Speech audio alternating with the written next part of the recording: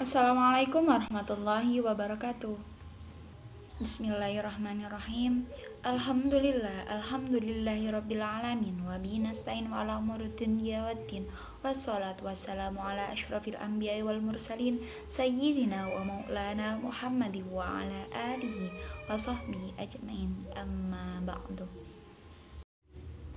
Pertama-tama, marilah kita panjatkan puja dan puji syukur kepada Allah Subhanahu wa taala yang telah memberikan rahmat sehingga kita dapat mengikuti proses pembelajaran online di hari ini.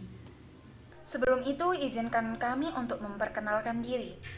Nama saya Nurul Alfia dan rekan-rekan saya.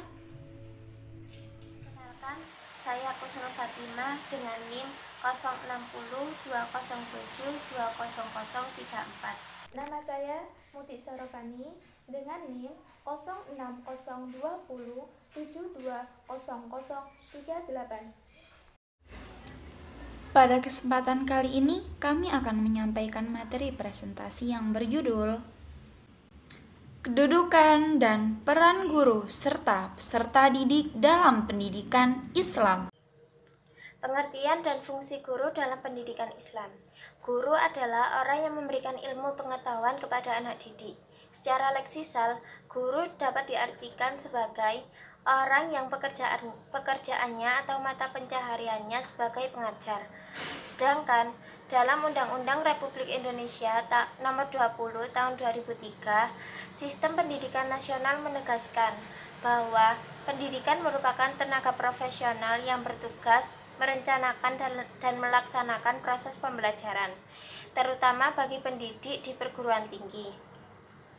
Menurut Zakia Derajat, guru adalah pendidik yang profesional dan memikul sebagian tanggung jawabnya pendidikan yang telah dipikul di pundak para orang tua. Dalam Islam, guru adalah profesi yang sangat mulia, karena pendidikan adalah salah satu tema sentral Islam. Dalam Islam, tugas guru bukan memenuhi syarat keilmuan, tetapi harus mempunyai akhlak yang terpuji. Al-Nahlawi menyatakan, peran guru mencontoh peran yang dilakukan oleh Rasulullah, yaitu mengkaji dan mengembangkan ilmu ilahi. Sebagaimana firman Allah dalam Quran surat Ali Imran ayat 79. Maka nali basyarin ayyutiyullahal kitaba wal hukma wan nubuwata thumma yaqula linnasi kunu ibadalli min dunillahi walakin kunu rabbaniyuna bima kuntum tu'allimunal kitaba wa bima kuntum tadrusun. Artinya, tidak wajar bagi seseorang manusia yang telah berikan kepadanya Alkitab, hikmah dan kenabian. Lalu dia berkata kepada manusia, hendaklah kamu menjadi penyembahku, bukan penyembah Allah. Akan tetapi dia berkata, hendaklah kamu menjadi orang-orang Rabbani, karena kamu selalu mengajarkan Alkitab dan disebabkan kamu tetap mempelajarinya. Kedudukan guru dalam pandangan Islam. Selain itu, hal yang menarik pada ajaran Islam ialah penghargaan seorang guru. Penghargaan itu dapat menempatkan kedudukan guru seperti kedudukan Nabi dan Rasul, karena guru selalu mengajar dengan ilmu pengetahuan, sedangkan Islam menghargai pengetahuan. Penyebab mengapa orang Islam menghargai guru, yaitu pandangan bahwa ilmu pengetahuan itu semuanya bersumber pada Tuhan. Terdapat pada Quran surat Al-Baqarah ayat 32. Qalu subhanaka la ilma lana illa ma 'allamtana innaka antal alimul hakim. Artinya, mereka menjawab, Maha suci Engkau, tidak ada yang kami ketahui selain dari apa yang telah Engkau ajarkan kepada kami. Sesungguhnya, Engkaulah yang Maha mengetahui lagi Maha bijaksana. Selanjutnya yaitu kompetensi guru menurut ajaran Islam. Kompetensi merupakan kemampuan yang dimiliki oleh guru sebagai pendidik agar tugasnya dilaksanakan dengan baik. Dalam Undang-Undang Nomor 14 Tahun 2005 dijelaskan tentang pengertian kompetensi seorang guru.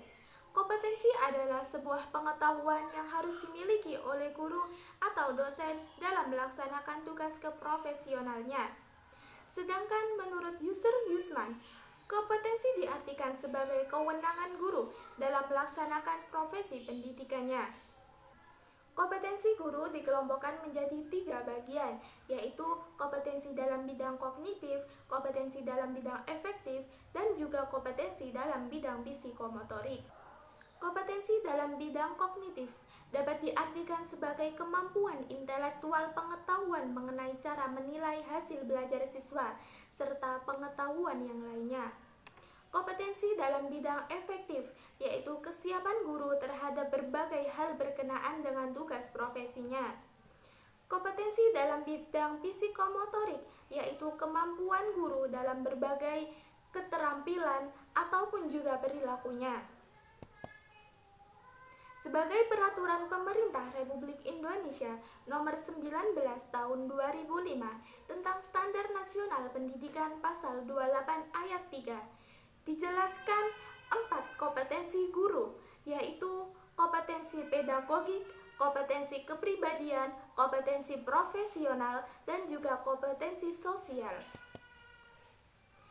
Kompetensi pedagogik merupakan kemampuan mengelola pembelajaran peserta didik, perencanaan pembelajaran, evaluasi hasil belajar, dan pengembangan siswa-siswi untuk potensi yang dimilikinya. Kompetensi kepribadian, yaitu kepribadian yang mantap pada dirinya untuk menuntut ilmu dan mempunyai perilaku berakhlak mulia. Kompetensi profesional, yaitu kemampuan pembelajaran secara luas dan peserta didik memenuhi standar kompetensi yang ditetapkan dalam standar pendidikan nasional. Dan yang terakhir yaitu kompetensi sosial, yaitu kemampuan pendidik dari masyarakat untuk berkomunikasi dan bergaul secara efektif dengan peserta didik, tenaga kependidikan. Kedudukan peserta didik dalam Islam. Para pelajar merupakan salah satu komponen terpenting dalam pendidikan. Dan tanpa pelajar, proses pembelajaran tidak akan terlaksana.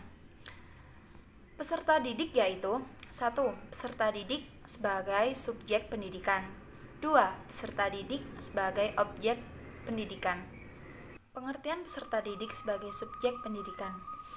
Beberapa hal yang harus dipenuhi oleh peserta didik sebagai subjek pendidikan yaitu 1. Pemahaman dan menerima keadaan. 2. Mencapai kematangan intelektual. 3. Membantu pandangan hidup. 4. Membentuk hubungan yang baik kepada siapa saja. Peserta didik sebagai objek pendidikan.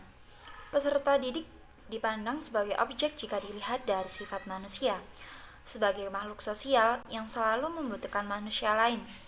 Kebenarannya, masyarakat sangat penting untuk kehidupan manusia, karena sesungguhnya manusia memiliki waktu bermasyarakat.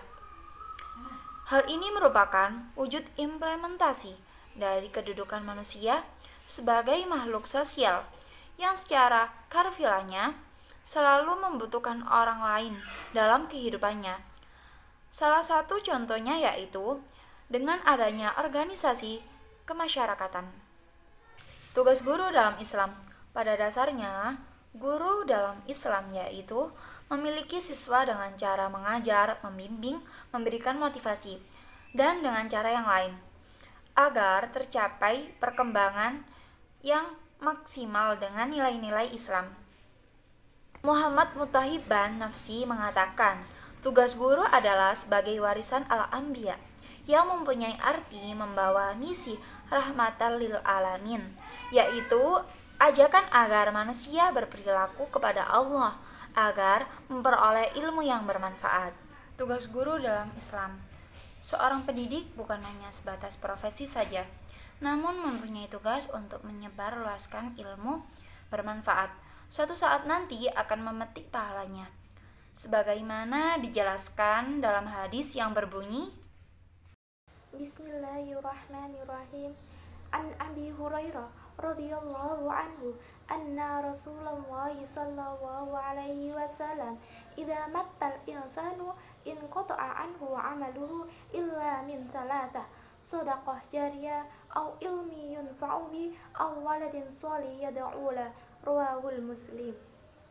Dari Abu Hurairah radhiyallahu anhu bahwa Rasulullah sallallahu alaihi wasallam bersabda, apabila seorang muslim telah meninggal, maka terputuslah amalannya kecuali 3 hal, yaitu yang pertama sedekah jariyah, yang kedua au ilmi yunfa'u bi, ilmu yang bermanfaat, dan yang ketiga adalah au waladin shalih yad'u lah, anak soleh yang mendoakan orang tuanya.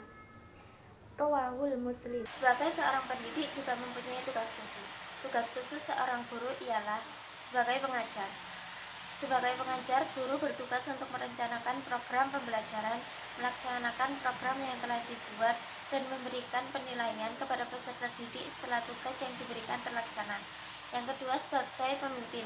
Sebagai seorang guru mempunyai kewajiban untuk membuat rencana pengajaran untuk peserta didiknya, mengadakan manajemen belajar dengan baik, dan mengatur kedisiplinan. Yang ketiga, sebagai pendidik. Sebagai pendidik mempunyai tugas untuk mengarahkan siswa agar mempunyai kepribadian yang baik, mengembangkan nilai-nilai hidup. Ahli pendidikan Islam dan ahli pendidikan Barat menyampaikan bahwa tugas guru adalah mendidik. Mendidik biasanya dilakukan dalam bentuk mengajar, memberikan motivasi, memuji, dan memberikan contoh. Tanggung jawab seorang guru dalam Islam. Tanggung jawab merupakan faktor yang menentukan berhasil atau tidaknya pekerjaan sebuah profesi.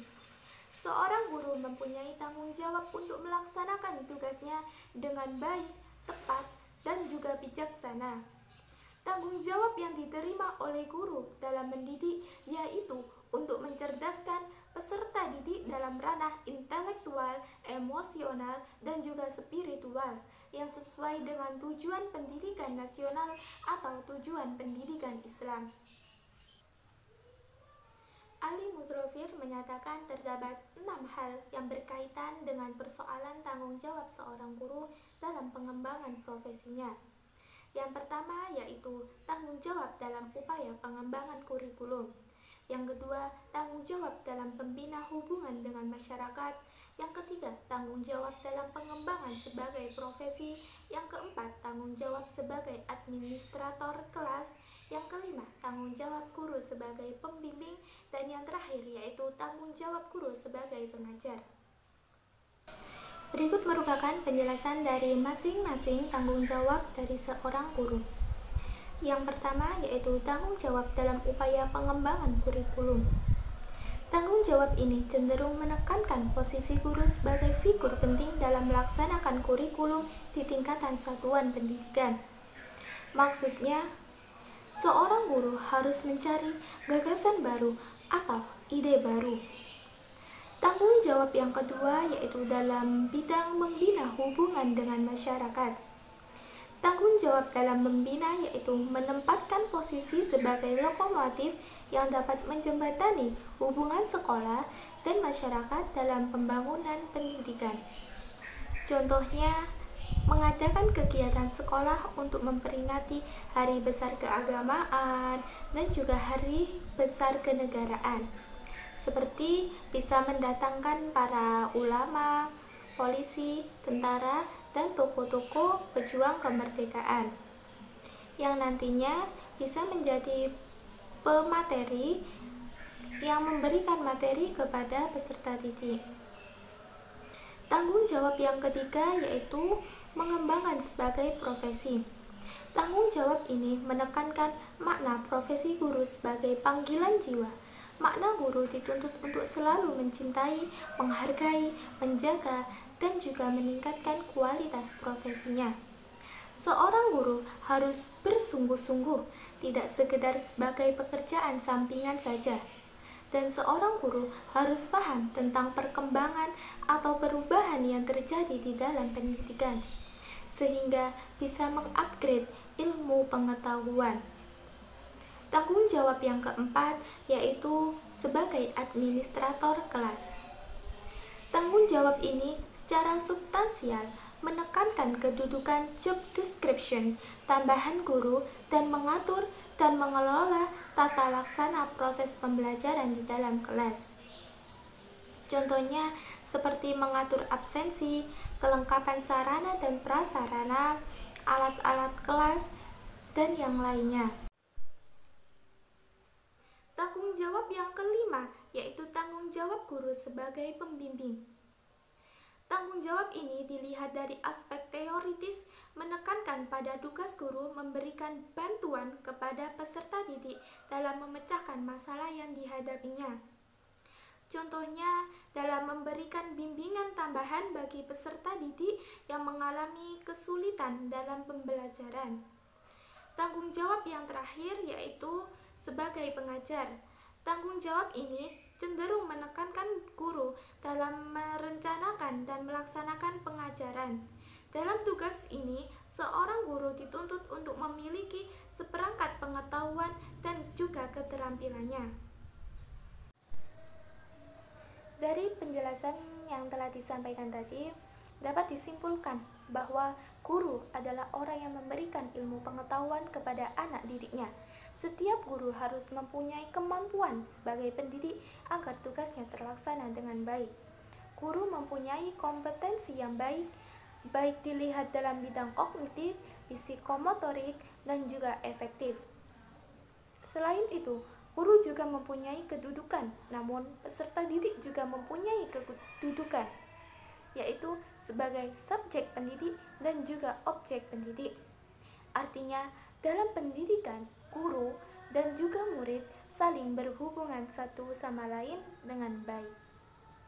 Demikian presentasi yang dapat kami sampaikan pada hari ini mengenai kedudukan dan peran guru serta peserta didik dalam pandangan Islam. Semoga apa yang kita sampaikan dapat bermanfaat bagi kita semua. Saya selaku moderator mohon maaf bila ada salah kata. Saya ucapkan terima kasih para audiens yang telah mengikuti pembelajaran hari ini. Sekian dari saya. Wabillahi taufiq wal hidayah wa ridha wal inayah. Assalamualaikum warahmatullahi wabarakatuh. Sesi selanjutnya adalah sesi tanya jawab yang akan dilaksanakan di Google Classroom. Dimohon untuk para audiens yang belum paham tentang materi ini atau ada yang ingin ditanyakan bisa ditanyakan melalui Google Classroom. Sekian, terima kasih.